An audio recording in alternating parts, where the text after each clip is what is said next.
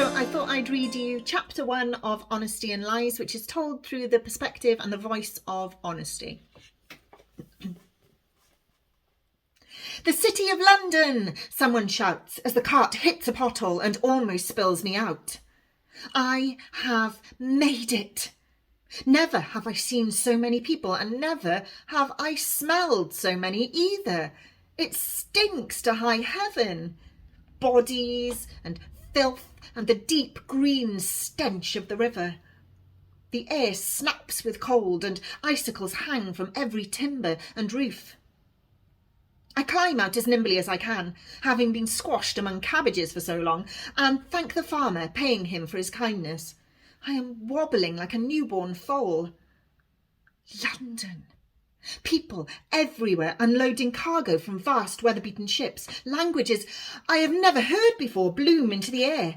The cold hurts every patch of exposed skin, but my cheeks flame with excitement. London. Who knew that I, a girl of only 13 years, could make it this far alive? I peek from beneath the hood of my cloak, astounded by everything. 2 men with hounds drive a flock of sheep to market. Another runs past carrying a puppet chased by a string of gabbling children. The bright colours spinning around me are dizzying and wonderful. It should be easy to blend in here with people of so many shapes and sizes, but I am still afraid. How terrible it would be for someone to grab me now and force me to return after such a journey. Surely I am safe here, so far from Wales. But some of the ships look like the ones we get at home in Dinbych Pysgod, and I believe in bad luck. I can picture my father sailing up the Thames, appearing here in front of me, shouting and reaching out to catch me in a net, haul me in and take me back to be whipped. I need to keep moving.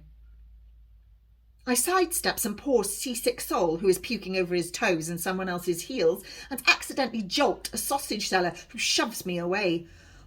My stomach roars. The last meal I had was at Blackbird 2 days ago, and a gnaw on a raw cabbage in the cart. I can see now that all my ideas of what I would find in London are laughable. What opportunities will there be here for a girl with little skill, except for a quick tongue and a way with stories? I cannot tell anyone about my parentage or past. I shall have to rely on my wits. I must make a plan. If I stand still near the riverbank for much longer, my blood will freeze in this ice-flecked air. If I keep moving, perhaps fate will take a chance on me and help me to find hope. I pray it will. I weave through the crowd, my head bowed against the brunt of the wind. My feet are bloodied and blistered, my hands scratched and covered with filth, but I am here. I am here. I am terrified. Dodging a rolling barrel, I tack my way between women bartering for cheaper prices, scowling theatrically when they are refused, just like the women I see every day in the marketplace. Thinking of home, I have to stop, leaning against an overturned boat, my chest heaving with panic. On a warm day, it might be exciting to tarry here, watching the world go by, but today I spout white breath like a dragon. I am a dragon, I tell myself, brave and proud and fierce, with fire in my belly. I have made it all the way here, and I am not yet dead. I must seek out lodgings before night and soon after find work. The pitifully few coins in my purse will not last me long. I will not despair. Dread tingles my fingers, and my breath comes in short, sharp bursts. I rub my hands together to stop the fizzing pain. Standing here is not helping me at all. I must be brave and move again. Christmastide celebrations are well underway, and a group of revellers sing enthusiastically until one of them falls in the river and has to be fished out. Everyone is in festive mood, and I'm about to head towards a milling throng to see what fun is drawing them together when I am grabbed by the wrist. Come with me on an adventure, a gnarled old woman coaxes. I cannot break away. Her gums hold no teeth. Her eyes are milky yellow, her nails the talons of a hawk. She drags me towards an alley with surprising strength for someone so withered. This is how I know that she is bad. I can taste it like blood on my tongue. Danger. I struggle to get free, a rabbit in a snare. Someone is waiting in the shadows for us, and pure terror makes me strong. Let me loose! Gritting my teeth, I pull back, lift one foot and kick. She collapses, and I leave her there in the filth as I run. You must not trust anyone these days. Everyone knows that London is full of thieves and filchers, rogues and muggers. Worse still, that woman may be a witch. A shudder runs the length of my spine and I hunch my shoulders. Even here, amongst all these people, a witch could kill me with a curse. I speed up, head down, getting as far away from her as possible. Ah! The girl I've bumped into is red-faced with anger. I'm covered in cabbage and dirt and have left a mark on the package she carries. I'm so sorry. Despite my fright, I remember to speak in English. Raising my hands in surrender, I see they are shamefully unclean, so knot them behind my back. You must learn to look where you're going. Her voice, though small, is colder than this winter's day. This is an item of great importance. There is someone chasing me, I say in agitation. Will this girl help me? We're about the same age. From her clothes, I can tell she is a person of some means. Who? She eyes me suspiciously. Have you done something wrong? No, the woman meant me harm. She's gone now. She scans the space behind me for pursuers. I must befriend this girl. Flattery works well at home. I know nothing about London at all. I imagine you know many things. I do. A flicker of thrill crosses her face, which she quickly hides. I try to appear innocent, but it just makes her examine me more closely. If only I knew as much as you, I add, and regret it immediately because she scoffs in reply. She inspects me, cocking her head this way and that like a chicken. I whimper a little, truly self-pitying, then try a different ruse. I need someone knowledgeable who can find me safe lodgings for the night. Crossing my fingers behind me, I implore her with my eyes, please help me, please. Her face shows nothing. I cannot read her thoughts. Something tells me that I should be sincere with this girl, but the truth is too frightening, so I make up a story.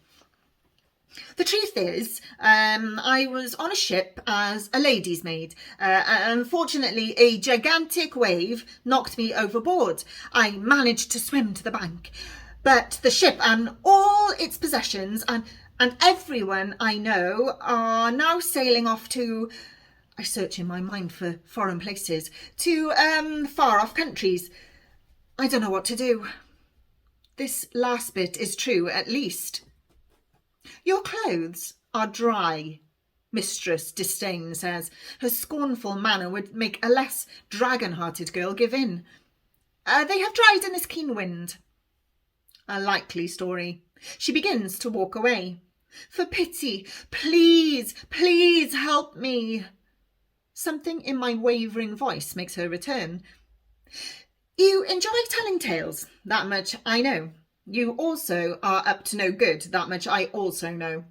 She raises a finger to warn me against interrupting. Tell me, girl, why should I help you?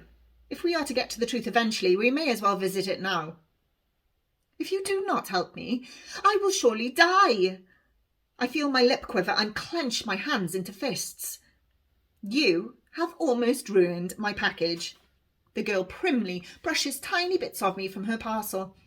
Even when every last trace of me is completely gone, she keeps fussing. She will wear a hole in the paper if she's not careful. What is inside it? I cannot stem my curiosity. I always wanted to know about everything. Father said it's a fault I've had since I was born. I put him to the back of my mind and smile encouragingly at the girl. The wrapping is fine quality and sealed with a violet ribbon. She glances around and leans in, whispering, glorious materials for Queen Elizabeth herself. I try not to smirk. This girl is either a liar or mad, or she is as much of a storyteller as me. as if she would be carrying something for the Queen. Turning my smile into a look of wonder, I play along, asking in awe, for the Queen herself. I can hardly believe it. What an honour it must be. An honour indeed. She narrows her eyes, green as early apples and twice as sharp. Now I have her herring hooked and wriggling. I keep her on the line. Tell me, please, how you came to have it in your possession. This girl has money or good employment and is clean and well fed. I am determined to forge a friendship with her. Your voice is peculiar. Her expression is so scornful. She looks as if she had licked vinegar from a wound. It almost sings. I laugh and clap my hands together. They ring with the cold and my bones hurt, but it is joyous to think of my voice like this. Yes, because I am Welsh.